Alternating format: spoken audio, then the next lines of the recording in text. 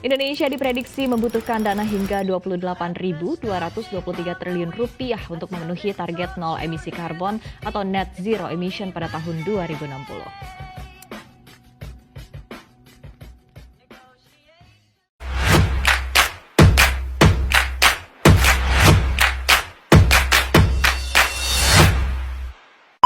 Assalamualaikum warahmatullahi wabarakatuh. Perkenalkan, saya Nurhaliza Belandayani dan kali ini kita akan membahas terkait pembangunan dan juga transfer kebijakan. Pada kesempatan kali ini yang akan saya bahas adalah fenomena green economy atau yang biasa kita sebut dengan ekonomi hijau di Indonesia. Jadi gimana sih perkembangan green economy di Indonesia, kemudian apakah di dalamnya terdapat konsep-konsep pembangunan negara dan juga bagaimana transfer kebijakan yang dilakukan oleh Indonesia, yang mana akan kita bahas pada video kali ini.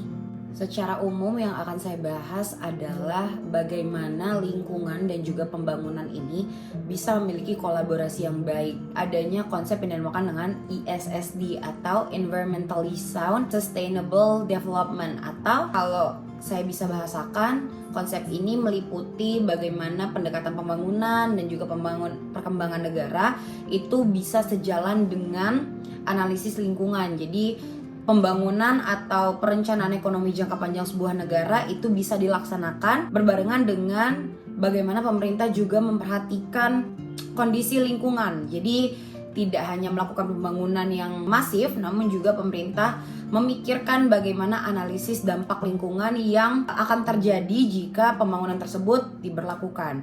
Sehingga menurut Dwi Vedi pada tahun 1994, konsep ISSD sendiri itu meliputi banyak sektor. Yang pertama ada dari sektor keilmuan ilmiah, kemudian sektor teknologi, dari sisi sosial dan budaya, dan juga bagaimana dimensi ekonomi memberikan peran mereka terhadap konsep ISSD ini sendiri. Namun pada tatanan negara atau lingkup institusional, Dwi Vedi juga mengembangkan kerangka kerja atau mekanisme yang bisa dianut atau diadopsi oleh negara untuk memberlakukan konsep ISSD itu sendiri. Nah, namanya adalah kerangka kerja institusional untuk melindungi lingkungan hidup. Jadi sebagaimana yang Anda bisa lihat di layar, kerangka kerja nasional untuk kebijakan dan pengelolaan lingkungan yang dikemukakan oleh Dwi Vedi ini meliputi banyak sekali sektor. Mulai dari bagaimana kebijakan nasional berbasis lingkungan itu harus dijalankan sesuai dengan amanat undang-undang, kemudian bagaimana aturan terkait lingkungan yang ada di suatu negara, kemudian bagaimana standarisasi atau regulasi skala nasional yang diberlakukan terhadap industri, kemudian sektor produksi, kemudian juga bagaimana quality check dan terkait prosedur-prosedur dalam lab testing, kemudian bagaimana adanya kepatuhan dan juga penegakan hukum yang baik sehingga konsep ISSD itu sendiri bisa diberlakukan dengan maksimal. Di Indonesia sendiri saat ini sudah mungkin sering sekali kita dengar bahwa ada konsep green economy atau ekonomi hijau, yang mana pada dasarnya ekonomi hijau atau green economy ini membahas tentang adanya keseimbangan antara pembangunan ekonomi, kesejahteraan sosial dan juga pemberdayaan lingkungan. Di mana konsep green economy ini sendiri di Indonesia saat ini sudah berjalan cukup signifikan dengan studi kasus yang akan saya sampaikan, yakni PLTS atau pembangkit listrik tenaga surya, yang mana PLTS ini dibangun di atas waduk Cirata. PLTS Cirata ini sendiri hingga saat ini masih menjadi tonggak sejarah bagi bagaimana komitmen Indonesia dalam mendukung atau mewujudkan komitmen serta kepedulian negara terhadap lingkungan. Jadi konsep PLTS atau pembangkit listrik tenaga surya ini sendiri adalah bagaimana pembangunan ekonomi tetap dapat berjalan namun dengan wawasan lingkungan di dalamnya. Sehingga keberlanjutan pembangunan ekonomi dan juga wawasan lingkungan ini melalui pemanfaatan sumber energi terbarukan yang dihasilkan oleh PLTS Cirata tersebut. PLTS Cirata ini sendiri dibangun atas kerjasama dari anak usaha BUMN atau PT PLN, pembangkit listrik negara melalui PT PJBI dan juga perusahaan asal Uni Emirat Arab.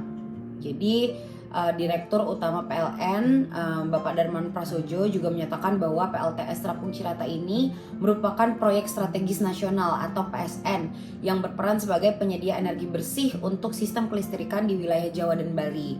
Nah, Direktur Utama tersebut juga menambahkan bahwa PLTS Terapung Cirata ini menjadi contoh nyata dari kerjasama global dalam upaya menurunkan emisi serta mempercepat transisi energi menuju net zero emissions atau NZE pada tahun 2060 mendatang. Secara implementasi dan konsep, tentu green economy melalui PLTS Cirata ini sangat ideal ya teman-teman. Namun bagaimana jika dianalisis menggunakan konsep dari ESSD atau Environmentally Sound and Sustainable Development yang dikembangkan oleh Dwi Vedi ini. Jadi melalui analisis yang saya lakukan menggunakan Mechanism for Environmental Protection yang dikemukakan oleh Dwi Vedi tahun 1994. Sebagaimana yang bisa dilihat di layar, section pertama yang akan dibahas adalah bagaimana National Environmental Policy-nya nih, bagaimana kebijakan nasional berbasis lingkungannya. Jadi di Indonesia sendiri untuk poin pertama, kebijakan lingkungan kita ada pada pasal 105 ayat 3 huruf D Permen PUPR nomor 6 tahun 2020 tentang perubahan atas Permen PUPR nomor 27 tahun 2015 tentang bendungan. Kemudian PLTS Cirata ini juga dibangun atas NPDP atau National Physical Development Plan. Hingga implementasinya telah menyelesaikan planning atau rencana-rencana pembangunan berbasis nasional terkait pembangunan PLTS Terapung Cirata itu sendiri. Kemudian di Indonesia kita tidak memiliki kebijakan agrikultur terkait pembangunan PLTS Terapung Cirata tersebut. Kemudian dilanjutkan pada poin kelima, di mana dari sisi kebijakan perkotaan atau peraturan daerah secara internal PLTS Terapung Cirata ini memiliki aktor sebagaimana yang dapat saya sampaikan. Yang pertama ada Kementerian SDM, kemudian Kementerian PU, lalu dari sektor bisnis terdapat PT PLN, Pembangkit Jawa dan Bali, kemudian Masdar Energi Solar. Kemudian dari sisi partai politik terdapat anggota DPR RI, dan juga dari sisi media terkait pemberitaan ada media nasional. Dari faktor eksternal yang sudah saya sebutkan sebelumnya bahwa PLTS Terapung Cirata ini merupakan produk kerjasama antara anak buah BUMN PT PLN dan juga perusahaan asal Uni Emirat Arab, di mana nota kesepahaman antar pemerintah Indonesia atau MESDM dengan pemerintah Persatuan Uni Emirat Arab ini membahas tentang kerjasama energi. Kemudian dari sisi environmental laws, eksistensi hukum yang digunakan adalah sama sebagaimana yang saya sebutkan di sebelumnya, pasal 105 ayat 3 huruf D Permen PUPR nomor 6 tahun 2020 tentang perubahan atas Permen PUPR nomor 27 tahun 2015 tentang bendungan. Kemudian juga terdapat amandemen konstitusional yakni peraturan perundang-undangan, kemudian ratifikasi perjanjian internasional yakni antara Indonesia dan Uni Emirat Arab. Dan kemudian dari sisi standarisasi nasional dan juga regulasi nasional terkait PLTS Terapung Cirata ini, dari sisi udara itu tidak mencemari, kemudian dari sisi air juga tidak mencemari, dari sisi kebisingan tidak memunculkan kebisingan, dan juga dari segi bau tidak memunculkan bau, sehingga poin-poin lain juga mendukung bagaimana adanya keseimbangan antara pembangunan ekonomi nasional dan juga lingkungan itu bisa tetap terjaga. Juga bagaimana kepatuhan dan juga penegakan hukum yang ada ini masih dalam kontrol dan juga didasarkan pada peraturan perundang-undangan nomor 101 tahun 2014. Kemudian berdasarkan analisis tersebut ya dapat kita lihat semua bahwa sejauh ini model mekanisme perlindungan lingkungan yang diusung oleh Dwi Vedi tahun 1994 melalui proyek PLTS Terapung Cirata sejauh ini sudah menerapkan pendekatan yang menjadi dasar pembuatan